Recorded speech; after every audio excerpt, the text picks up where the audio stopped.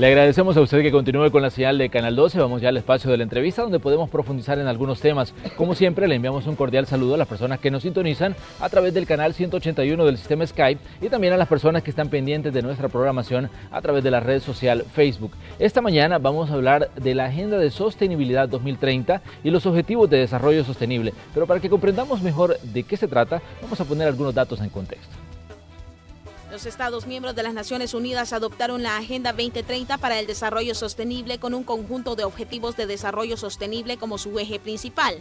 La agenda entró en vigor oficialmente al término de la vigencia de los Objetivos del Desarrollo del Milenio el 1 de enero de 2016, concluirá en 2030 y se aplicará en todos los países.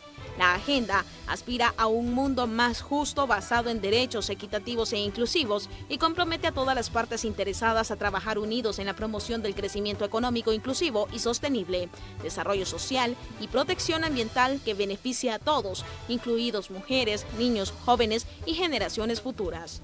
La agenda deberá ser aplicada de manera coherente con las obligaciones actuales de los estados conforme al derecho internacional. Para hacer frente a los desafíos de nuestra era, era necesario que se aborde el desarrollo sostenible de manera integrada y mediante la acción colectiva, en todos los niveles, con el imperativo predominante de no dejar atrás a nadie y de abordar las desigualdades y la discriminación como su rasgo característico más importante.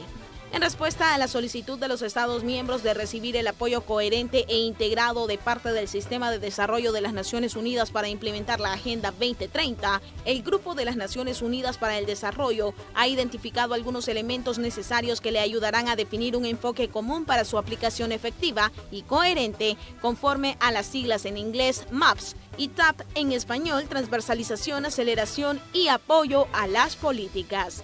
Este es el tema de hoy en la entrevista de Hechos AM.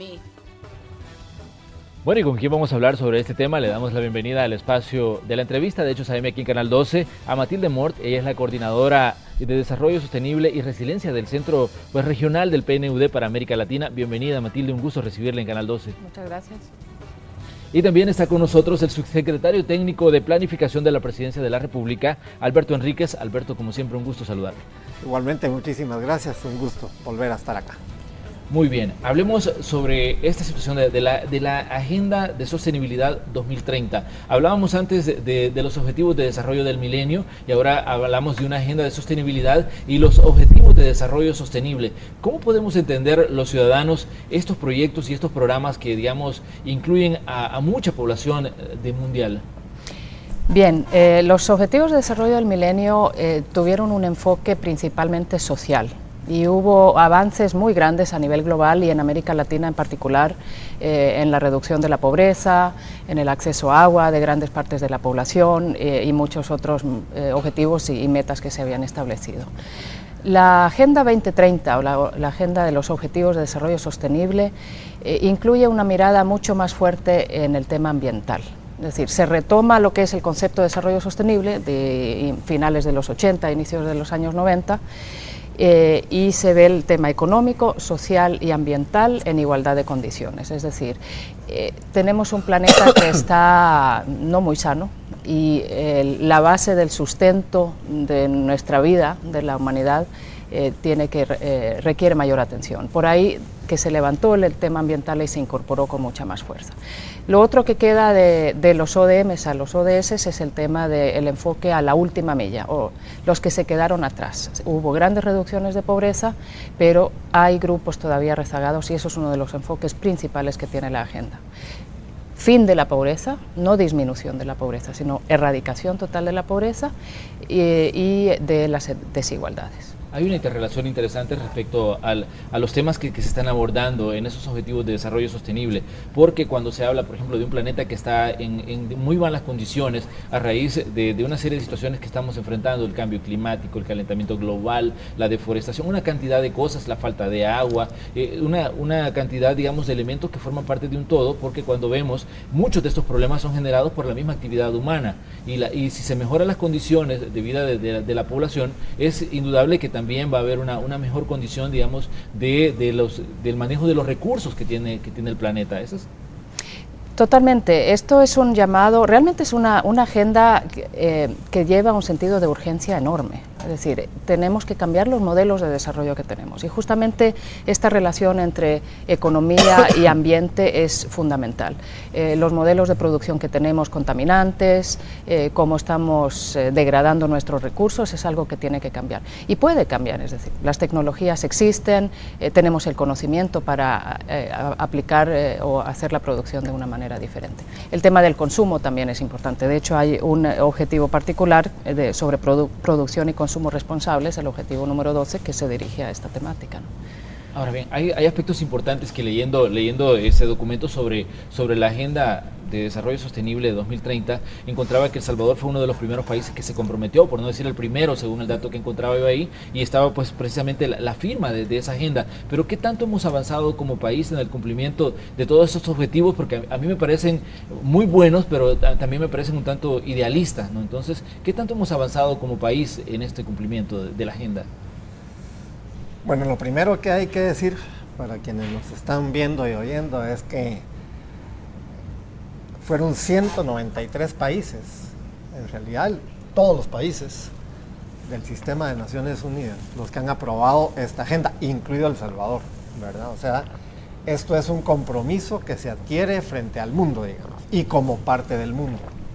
Aquí hay que entender que nosotros no somos un país aislado, sino que somos un país conectado con el resto del mundo, aunque seamos pequeños, aquí todas las piezas cuentan. En ese marco son 17 objetivos y evidentemente cuando se habla de estos objetivos, pues tienen como ese rasgo de idealismo, de ilusión, de sueño, de apuesta. Sí. Sin embargo, en este caso no solamente se han fijado los objetivos, se han estructurado metas y se han construido un conjunto de indicadores para medir los avances. Yo creo que es importante subrayar que en pocas ocasiones en el mundo, y menos en un momento tan conflictivo y complejo como el actual, se han puesto de acuerdo los países en una agenda. Esto es lo importante, esto es lo que hay que entender, porque estamos todos en este esfuerzo. También hay que entender que cuando 193 países durante 2 años, no solo los estados, sino también las sociedades civiles, el sector empresarial, la academia, ha discutido esto y hemos llegado a este gran acuerdo con metas y con indicadores. Cuando esto ha sucedido, bueno, en el caso de El Salvador, nosotros lo vimos en primer lugar en directa conexión con el Plan Quinquenal de Desarrollo, El Salvador Productivo, Educado, Seguro. Sí. Porque vemos 2 cosas. En primer lugar, hay un enfoque similar. Esta es una apuesta, como decía Marta, para acabar con la pobreza, especialmente con la pobreza extrema, para luchar contra la desigualdad y para entrar en una fuerte adaptación, digamos, a los efectos del cambio climático. Entonces El Salvador decidió, y el presidente tomó esta decisión, de tratar de ponerse al frente en el cumplimiento. Y lo primero que hicimos fue colocar la relación entre el Plan Quinquenal de Desarrollo y los Objetivos de Desarrollo Sostenible y trazar una hoja de ruta que le permita al país avanzar en esa dirección, que por supuesto hay que entender que trasciende la actual administración.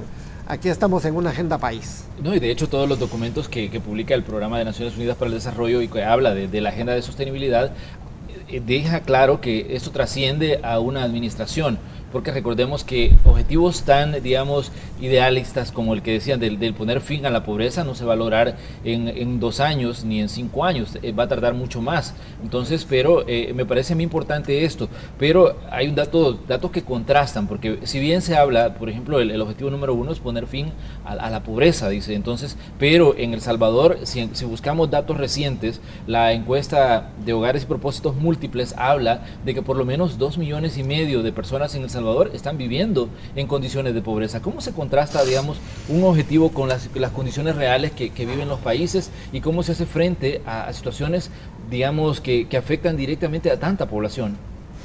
Bien, yo quisiera regresar brevemente a lo que fue el proceso de negociación de esta agenda, porque creo que es el mensaje clave ahí. Esto es una agenda de estados. No es una agenda de gobiernos de cualquier país, es una agenda a largo plazo, como se ha dicho. Y a mí tuve la dicha de estar en Nueva York en los años que se estuvo negociando esta agenda y realmente fue un proceso sin precedentes en términos de todos los gobiernos negociando esta agenda, y es la diferencia con los ODMs. Esto no es una agenda de países en desarrollo, es una agenda de todos los países, es universal. Es decir, los temas de pobreza se van a medir en Suecia, en Estados Unidos, en donde sea, y también van a resultar, yo creo, hallazgos bastante interesantes cuando se presentan los resultados, ¿no? Que se está presentando cada año, digamos, los avances. Otro aspecto de esta agenda que la hace particularmente importante fue la participación que hubo de todos los sectores. El sector empresarial en las negociaciones en Nueva York mostró un entendimiento, digamos, de los desafíos que tenemos por delante y también muchos ejemplos de adaptación, por ejemplo, al tema de riesgo, etcétera, que realmente usted dice la agenda es muy ambiciosa, pero habiendo escuchado todas las acciones que están en marcha, yo creo que podríamos tener esperanzas de poder avanzar. Ahora, el tema de la pobreza. Obviamente hay factores estructurales, es una agenda que va a largo plazo. Los ODMs nos muestran que es posible. En América Latina se cumplió con la meta del ODM de reducción de la pobreza.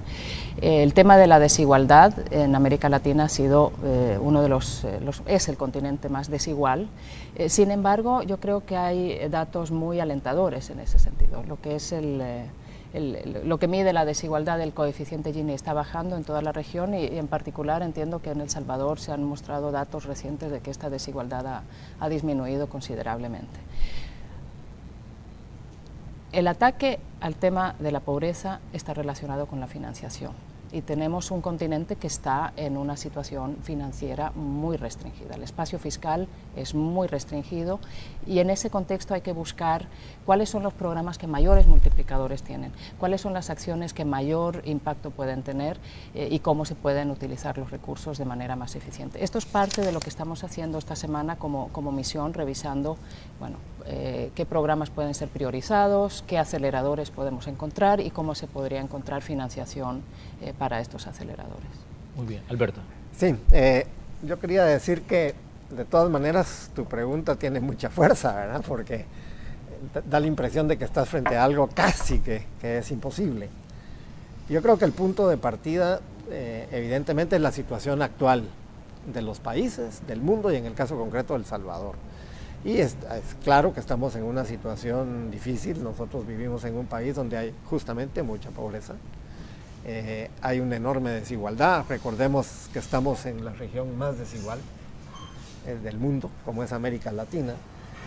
Pero lo que nosotros hemos hecho para poner tren de aterrizaje a estos objetivos y a esta hoja de ruta es, en primer lugar, preguntarnos de los 17 objetivos, ¿verdad? ¿Cuáles son los que El Salvador está en mejores condiciones de empezar a cumplir y de ir fortaleciendo, digamos, su esfuerzo ahí? Es decir, hay que priorizar.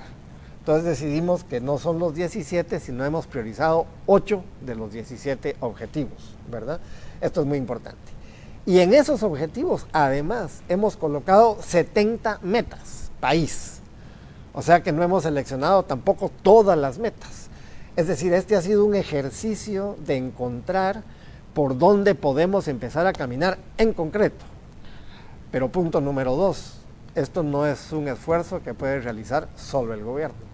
Entonces hemos abierto un espacio de interrelación, de trabajo conjunto, de concertación con sectores de la sociedad civil, del sector empresarial y de la academia. Y esta construcción se ha hecho entre todos los actores. Y yo creo que ese es el camino. El Salvador no va a poder superar la pobreza, ni la desigualdad, ¿verdad? Ni el tema de la educación, ni va a poder transformarse si no es con el esfuerzo conjunto de todos los actores. Esto lo tenemos que entender y creo que los objetivos de desarrollo sostenible abonan en esa dirección.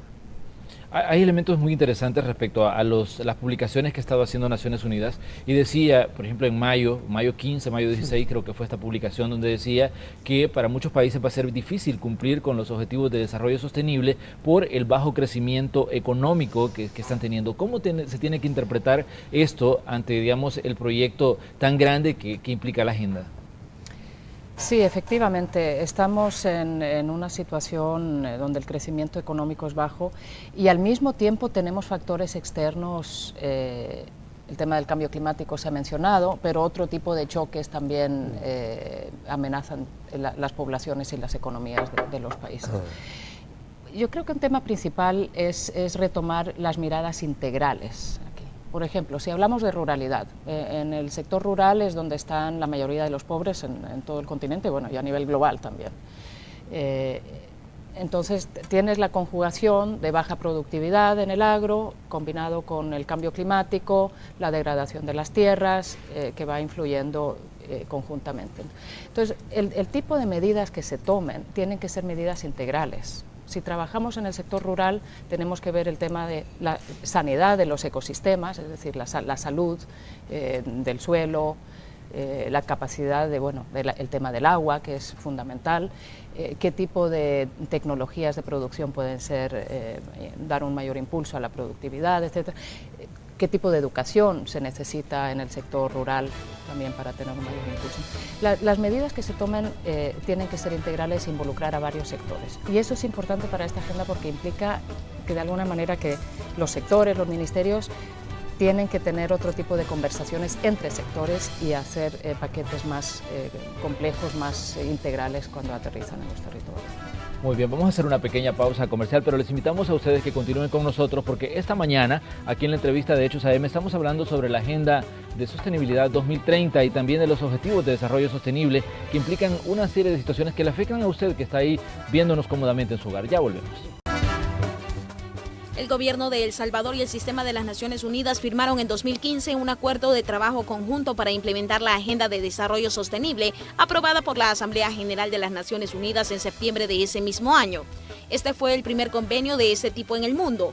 Con su firma, se buscó dar sostenibilidad a los esfuerzos del país para lograr una agenda global, teniendo en cuenta que los Objetivos de Desarrollo Sostenible tienen un plazo de 15 años para su cumplimiento y que esto trasciende el periodo de un solo gobierno nacional.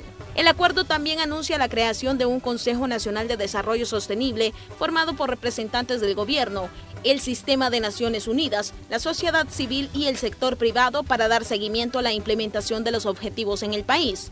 El documento establece la voluntad de impulsar conjuntamente el logro de los objetivos a través del diálogo, coordinación, implementación, seguimiento, monitoreo y evaluación de los mismos.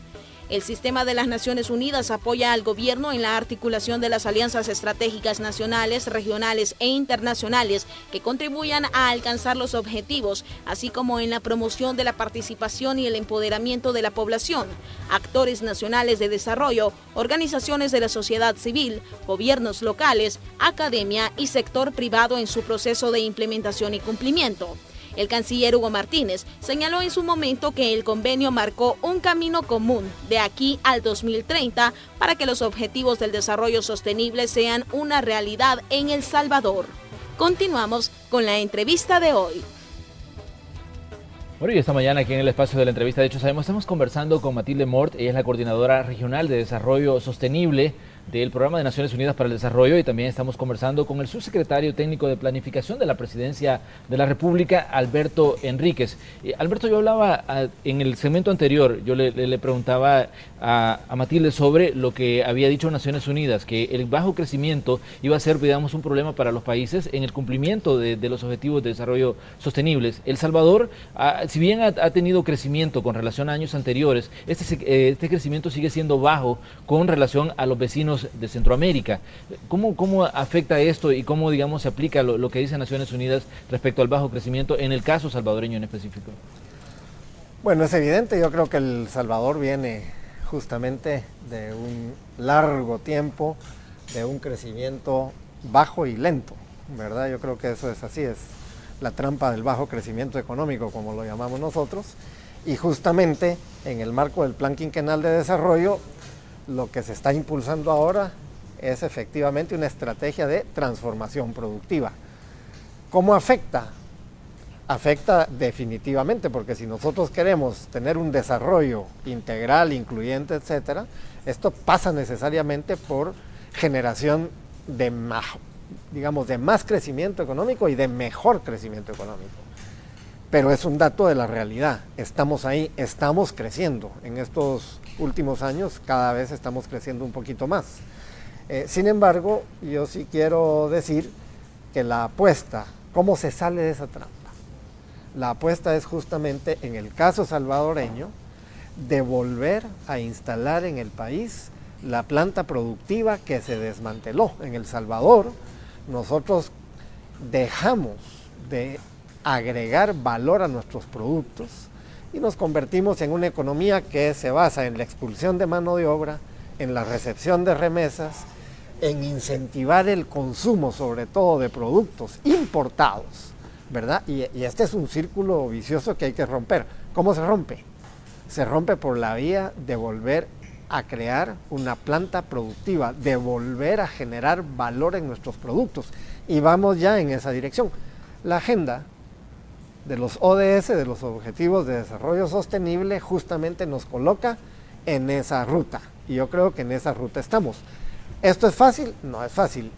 Además implica, y yo insisto mucho en esto, aquí, si no hay un acuerdo y un trabajo conjunto en esto de la transformación productiva entre el sector privado y el Estado, esto no es posible. El mayor generador de crecimiento económico obviamente es el sector privado, pero el Estado tiene un rol que jugar aquí y eso es muy importante porque se trata de generar más riqueza, pero de distribuirla de mejor manera, y entonces es generación y distribución, y el Estado tiene justamente un rol distribuidor. En esa ruta vamos. Y yo quiero decir, a propósito de lo que ya señalaba Marta también, que efectivamente como El Salvador se apuntó como un país que quiere hacer una implementación acelerada de esta agenda, ¿verdad? Entonces, en esta semana estamos trabajando con una misión de alto nivel del Sistema de Naciones Unidas y del PNUD, que está coordinado por Marta, donde, ¿qué estamos haciendo? Identificando justamente cuáles son aquellos factores que pueden ayudarnos a cumplir de la manera más acelerada posible como país la agenda de los Objetivos del Desarrollo Sostenible. Bueno, es interesante sobre todo cuando usted, Matilde, hablaba sobre la negociación, que fue un proceso interesante, decía usted, ver cómo todos los sectores hablaban de las realidades que luego se plasmaron en esta agenda de sostenibilidad 2030. Pero ¿cuál es el compromiso que se espera, por ejemplo, de los diferentes actores que forman parte de un país? Porque acá tiene voz, digamos, el sector privado, tiene voz la sociedad civil, tiene voz el gobierno, pero ¿cómo lograr, digamos, ese compromiso para que los objetivos que están plasmados en la agenda y que se llaman Objetivos de Desarrollo Sostenible se cumplan? Sí, yo creo que esto no se puede repetir suficientes veces. Esto es una agenda de todos. Y usted mencionaba, bueno, gobierno, sector privado, sociedad civil, la asamblea es fundamental también, y otros muchos sectores, iglesias, etcétera. En esta semana que estamos aquí, esta misión, nos estamos reuniendo con todos estos actores, también con actores de socios para el desarrollo, donantes, banca internacional, justamente para tener estas discusiones, lo que mencionaba de los aceleradores, cuáles son las acciones que se pueden identificar que puedan tener mayor efecto multiplicador en las temáticas de ambiente social ambiente social y económico en el país.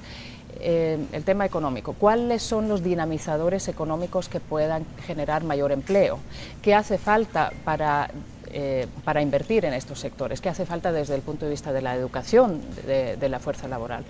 Todos estos son preguntas que vamos a estar haciendo durante esta semana con todos estos actores.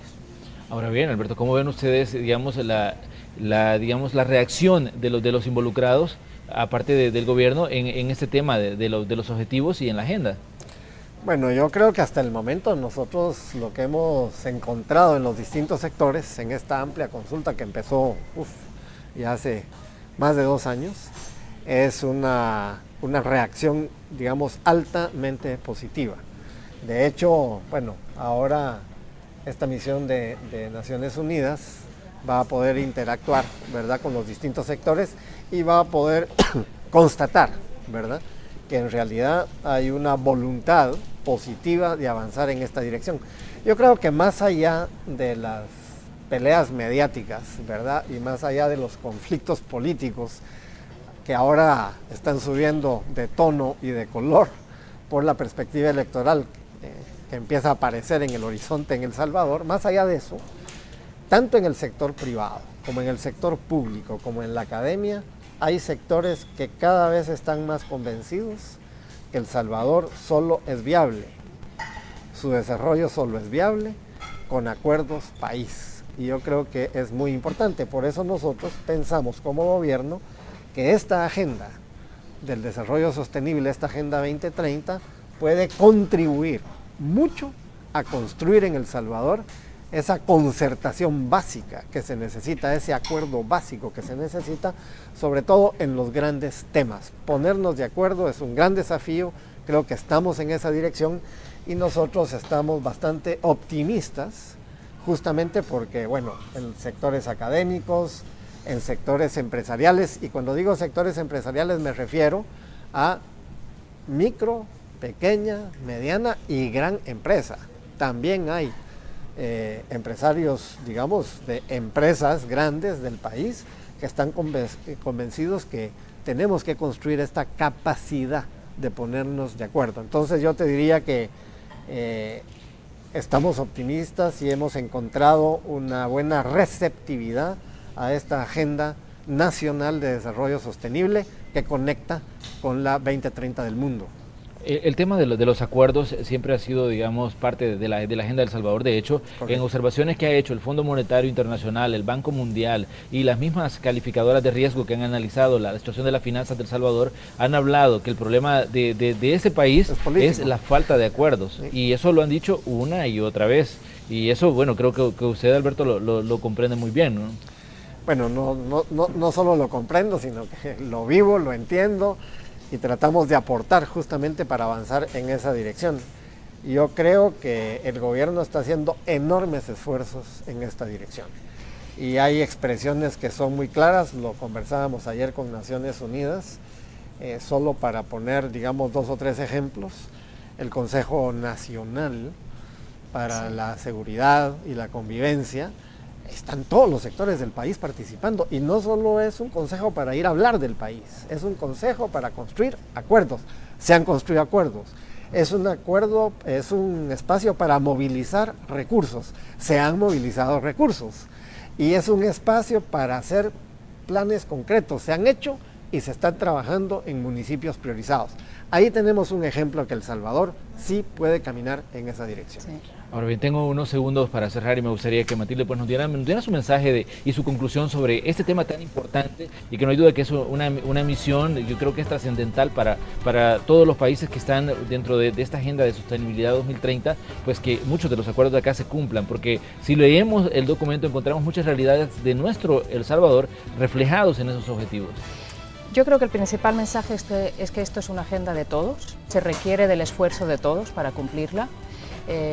Muchos países están formulando su visión 2030 con justamente ese sentido de Estado, no de un gobierno particular. Y creo que uno de los mecanismos, ya que se mencionaban los consejos, diferentes consejos que hay de seguridad, de ambiente y vulnerabilidad y de educación, también lo que es un consejo de desarrollo sostenible puede ser una vía también de tener estos grandes acuerdos alrededor de esta agenda. Bueno, yo les quiero agradecer que hayan venido a conversar conmigo esta mañana sobre estos temas tan importantes. Gracias, Matilde Mort, miembro del Programa de Naciones Unidas para el Desarrollo, y también gracias a Alberto Enríquez, subsecretario de Planificación. Gracias por venir a acompañarnos. Muchísimas gracias. Muchas gracias, muy amable.